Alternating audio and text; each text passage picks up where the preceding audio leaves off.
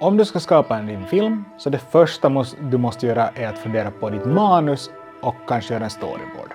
Det är det vi ska fundera på den här videon. Mitt namn är John Henriksson, jag jobbar på CLL, du jobbar på Remi i Vasa.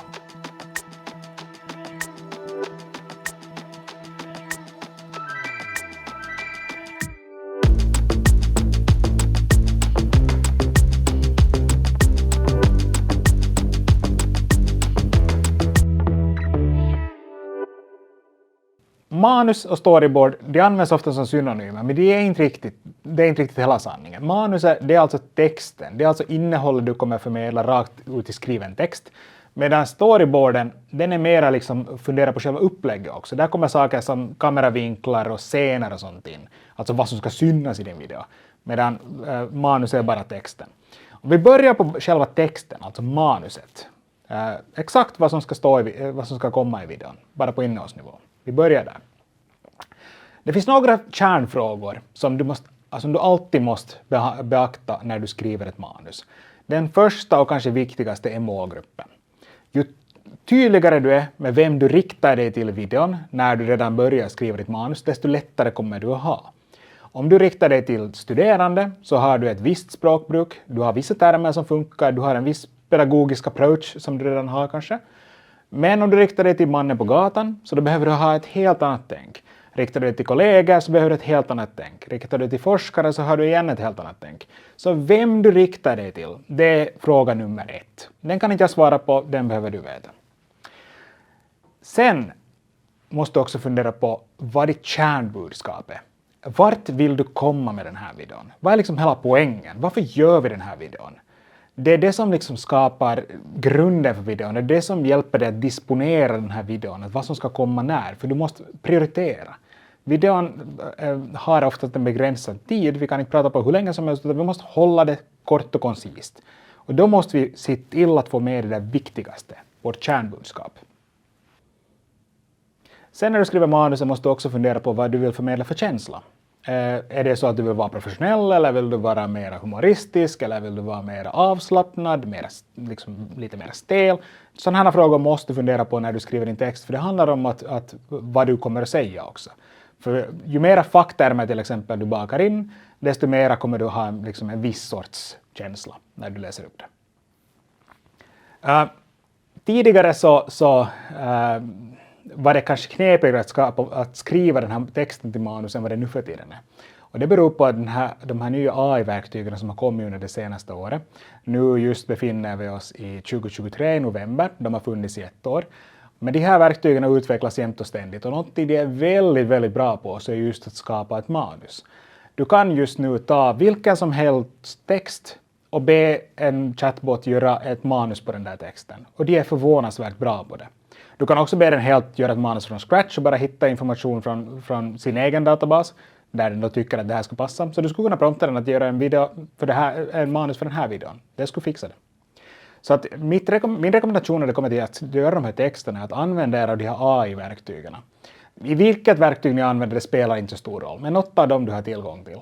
Och ge den till exempel en prompt i stil med hej, jag ska göra en film på 2 minuter kring det här temat.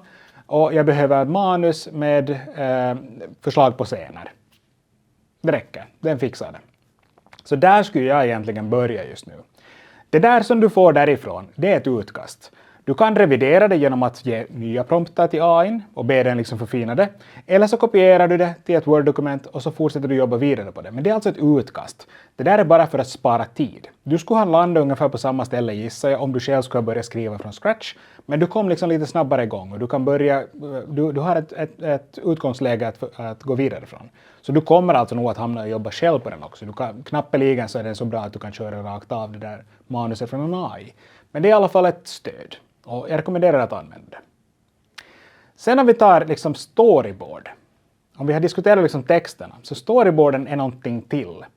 En traditionell storyboardsmall. Du hittar den om du googlar på mall för storyboard eller någonting sånt. Så de har oftast först en ruta. Där man ska då rita vad som händer. Vad som syns i bild. Och sen så kommer texten bredvid. Där vad som ska sägas. De här har vi använt med elever och studerande i många varv. Och det här är väldigt bra. Den här storyboard-tänket är väldigt bra för att kunna göra en helhet av din video. När du skapar en storyboard, när du börjar fundera på vad som ska synas var, så måste du börja tänka på var den här videon ska publiceras. Vilken plattform är ändamålet? Och är det till exempel en video som kan läggas på YouTube, så YouTube har sin egen identitet som alla videon där tenderar att följa. Vissa mer, vissa mindre, men det finns i alla fall någonting där. De tenderar att vara mellan 2 till 5 minuter långa ungefär. Det finns som sagt längre, det finns kortare, men någonstans där. Och de tenderar att ha ett relativt snabbt tempo, runt 10 klipp per minut, någonting sånt. Så en 2 minuters film har runt 20 klipp. Det är alltså kameravinklar som man varvar mellan. Men man bryter det alltså runt 10 gånger per minut. Det är en sån ganska bra grundregel för just YouTube. Och de tenderar att vara ganska tekniskt avancerade, YouTube-videon just. Det är ett sätt att skapa liksom interaktion och få gillningar och klickningar och kommentarer. Är att ha en ganska bra nivå på YouTube-videon. Det är liksom den plattformen. TikTok har en helt annan identitet. Först och främst så är videorna stående, till skillnad från YouTube som har landskapsläge. Men TikTok har en otroligt snabbt tempo, väldigt snabbt tempo och korta videon. Och där är det inte liksom kanske innehållet alltid i fokus, utan det är mer framförande. Det är dynamiken i videon som är det viktiga.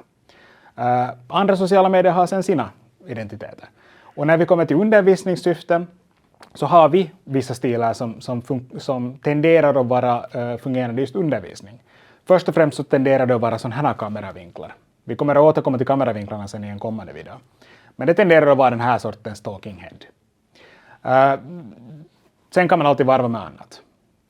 I undervisningsvideon så använder vi ofta en PowerPoint-mall bakom eller på sidan om. Det kan hända att det behövs. Man kan också köra utan. Och undervisningsfilmer kan vara lite längre.